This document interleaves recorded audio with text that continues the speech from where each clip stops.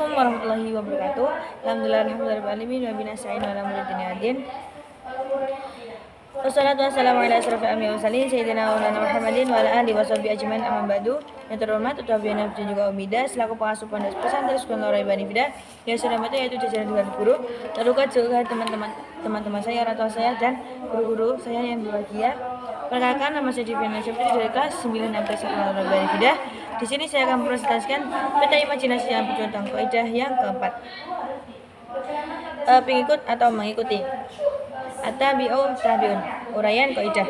Kaidah ini merupakan garis besar yang di dalamnya terdapat beberapa kaidah yang terperinci, di antaranya ialah at-tabi'u la yufradu bil hukmi.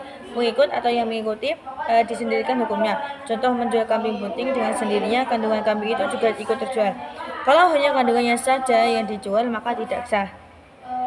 At-tabi'u saqatan bisukutil majbu'i. Pengikut itu gugur karena gugurnya yang diikuti.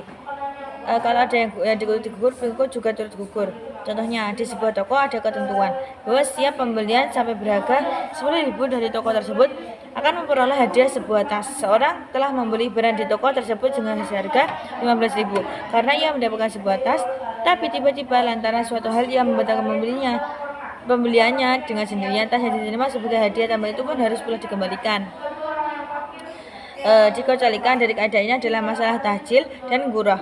Tahjil yaitu membasuh tangan melebihi batas ketentuan dalam wudu, sedangkan gurah ialah membasuh muka melebihi batas muka sebelah atas atau kepala dalam wudu. Jadi kalau misalnya ada orang yang tangannya putus sampai sebelah siku, maka jika ia wudu meskipun tidak membasuh tangan, tahjil masih tetap disunahkan. Terus selanjutnya adalah al-far'u yasqutu idza saqatal aslu. Cabang jadi gugur apabila asal atau pokoknya gugur. Contohnya, A meminjam si A itu meminjam uang sebesar 100.000 kepada B dengan C sebagai perantara dan penanggung jawabnya. Kalau misalnya B membebaskan A dari utang itu, maka dengan sendirinya C terbebas dari tanggungan. Tetapi ada pula yang cabangnya masih tetap sedangkan asalnya tidak tetap. Umpamanya nih begini, dalam kasus hutang piutang seperti contoh di atas, terjadi kericuan dan akhirnya dibawa ke pengadilan. Di depan sidang, A mengingkari hutangnya kepada B, maka B berhak mengajukan penagihan kepada C sebagai penanggung. Yang ketiga ada at-tabi'u la yataqaddamu 'alal majbu'i. Pengikut itu tidak boleh mendahului yang diikuti. Contohnya, makmum itu ikut imam. Oleh sebab itu, makmum tidak boleh mendahului imam baik dalam hal letak berdirinya, takbiratul ihram maupun salamnya. Yang keempat, yuk taru fitawa bi aimala. Yuk taru fi ghairiha. Sesuatu yang ketika tidak sebagai pengikut artinya berdiri sendiri, tidak diampuni. Ketika menjadi pengikut dimaafkan.